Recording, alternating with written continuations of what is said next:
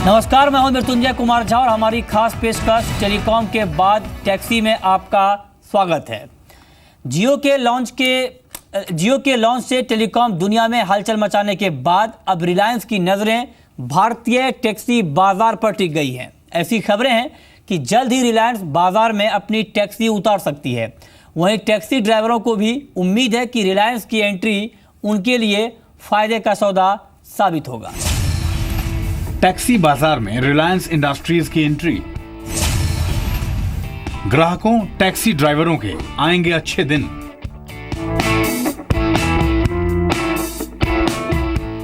Taxi बाजार में हलचल मचने वाली है।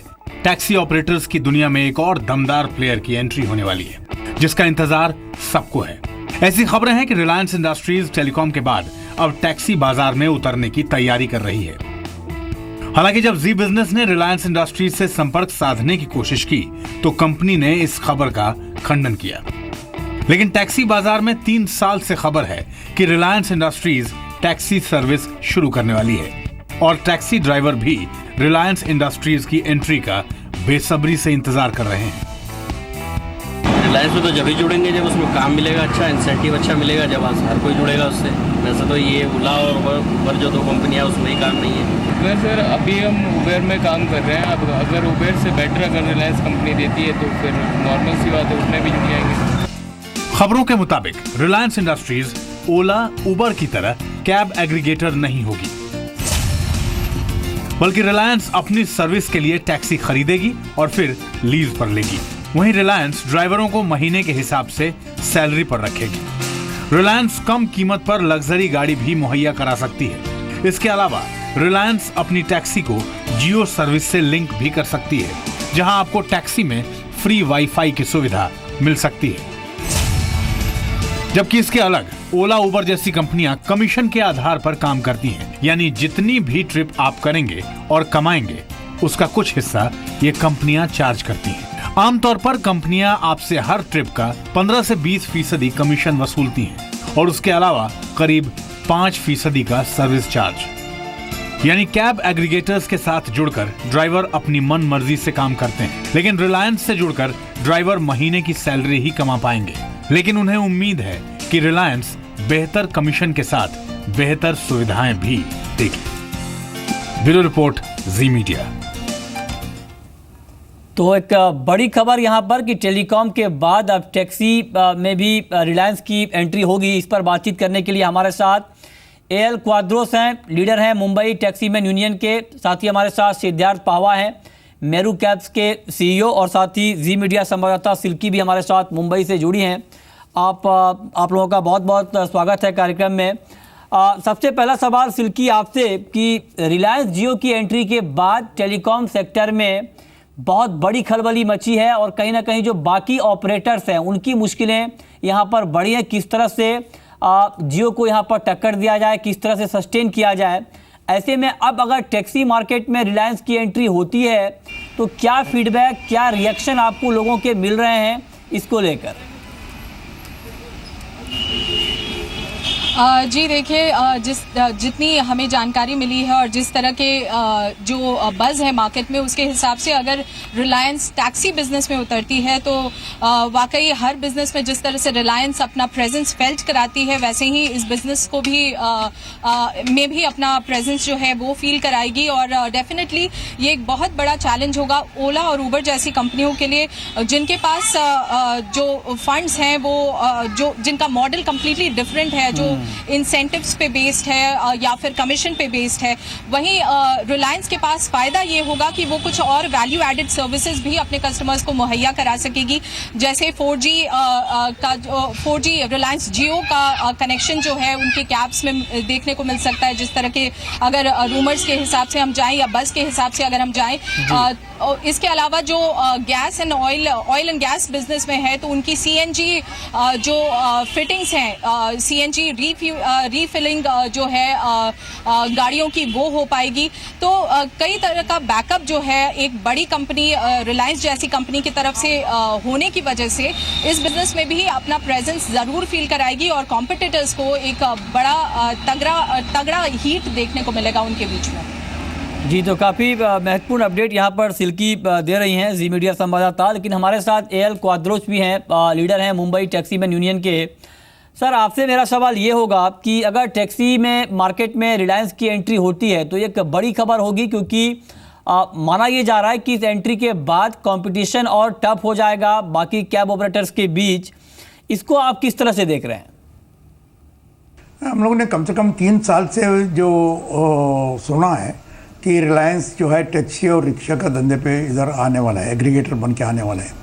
फिर 3 साल से अभी तक वो लोग ने जो ये नहीं कि उसका बीच में जो ओला और उबेर आ गए।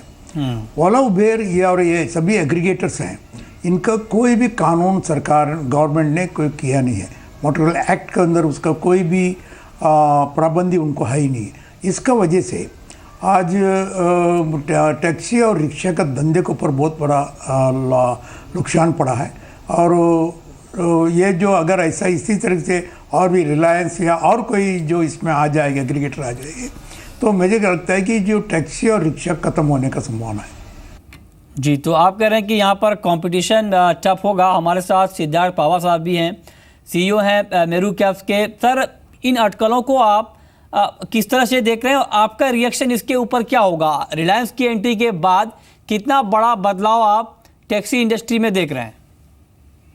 हम ये बिलीव करते हैं कि जितने अच्छे प्लेयर्स इस मार्केट में होंगे उतना ही अच्छा कंपटीशन होगा, उतना ही अच्छा लोग टेक्नोलॉजी लेके आएंगे और उतनी ही ज़्यादा इस कैटेगरी की ग्रोथ होगी। मैंने कई बार कहा है कि आज से कुछ वर्षों पहले जब सिर्फ एक प्रोडक्ट था, एक ब्रांड था जो कि टूथपेस्ट को प्रमोट कर रहा था, तो कैटेगरी इतनी ग्रो नहीं हुई। बट जैसे ही काफ़ी सारे अच्छे प्लेयर्स आए वो कैटेगरी बहुत ज़्यादा ग्रोथ हुई। आज की तारीख में भी अगर आप देखें तो टैक्सी का पेनिट्रेशन बहुत लो है और रिपीट यूसेज तो बहुत ही कम है। और हम चाहते हैं अगर अच्छे प्लेयर्स आएंगे तो सप्लाई आएगी तो रिपीट यूसेज बढ़ेगा और उससे कैटेगरी और ज़्यादा ग्रो होगी। हाँ, लेकिन पावा साहब, बड़े बड़े प्लेयर्स की दिलचस्पी इस इंडस्ट्री में बढ़ रही है, इसके पीछे आप वजह क्या देख रहे हैं? क्या आपको लगता है कि इसमें ग्रोथ पोटेंशियल काफ़ी ज़्यादा है इस इंडस्ट्री में और यही वजह है कि अब रिलायंस जैसी कंपनी की भी नज़र इस पर आ गई है? जितने बड़े प्लेयर आएंगे उतना लोगों को रियलाइज़ होगा कि यहाँ पे कैटेगरी में कितनी अपॉर्चुनिटी है। I think all the car manufacturers are also realising कि अगर इंडिया में कहीं ग्रोथ होगी कार सेल्स में तो वो टैक्सी कैटेगरी में होगी। और इसलिए और अगर बड़े प्लेयर्स आ रहे हैं तो I think it is good for the category, it is good for the industry and Meru would have a huge advantage because of this, because Meru being the original player would be able to learn faster and will be able to deliver much better than the others also. हाँ, तो पावा साहब ये कह रहे हैं कि जब बड़े प्लेयर इस इंडस्ट्री में आएंगे तो कहीं ना कहीं लोगों को इससे फ़ायदा होगा, इंडस्ट्री की बेहतरी के लिए अच्छा कदम होगा। लेकिन क्वाद्रोस साहब, मेरा आपसे सवाल ये होगा, जो अभी जियो के आने के बाद जो हालात पैदा हुआ है टेलीकॉम सेक्टर में, काफ़ी कंपटीशन टफ हुआ है और कहीं ना कहीं खटास भी टेलीकॉम कंपनियों के बीच बढ़ी है। ऐसे में क्या रिलायंस की एंट्री के बाद टैक्सी सेगमेंट में भी, इस सेक्टर में भी आपको लगता है कि कहीं ना कहीं हालात कुछ बिगड़ते हुए भी दिख सकते हैं? ये कंपटीशन जरूर है, उनका कंपटीशन में हम फेस करना बहुत मुश्किल पड़ेगा, क्योंकि उनका जो मनी पावर है और हम लोगों के पास जो लोग जो हमारे पास आता है, तो हमारा जो लगभग 100 साल पुराना टैक्सी है, टैक्सी ट्रेड है, ये ट्रेड से लगभग 3.5 लाख लोग जो उनका जो परिवार उसका जो गुजारा करना पड़ता है, तो ये लोग ख़त्म हो जाएगा। और ये हम ये सोच रहे हैं कि उनका तो ऐसा है कि हम लोग भी ऐप सिस्टम जो है चालू करने को कोशिश कर रहे हैं, कोशिश की है हम लोग ने, अभी कुछ हद तक चल रहा है। तो फिर उसकी जितना जो टेक्नोलॉजी और ओला उबेर या जो उनका जो टेक्नोलॉजी इतना हमारे पास ना रहने की वजह से हम थोड़े उसमें पीछे हटे। जी, काफ़ी महत्वपूर्ण बात आपने कही है। लेकिन सिल्की, अभी जियो की सिम के लिए लंबी लंबी लाइनें लगी रहती हैं रिलायंस के स्टोर पे, और जब टैक्सी मार्केट में रिलायंस की एंट्री होगी तो लोग क्या मान रहे हैं, लोगों का क्या कहना है इसको लेकर? कितने एक्साइटेड हैं रिलायंस की एंट्री को लेकर? क्योंकि जियो ने जो धमाकेदार ऑफर दिया है उसके बाद रिलायंस की हर मार्केट में एंट्री पर कंज्यूमर की पैनी नज़र है। जी ज़रूर मृत्युंजय, फिलहाल मेरे साथ तो कोई कस्टमर नहीं है जो कि रेगुलरली ट्रैवल करता है, नहीं तो उनके डायरेक्टली उनसे आपकी बात करा देते।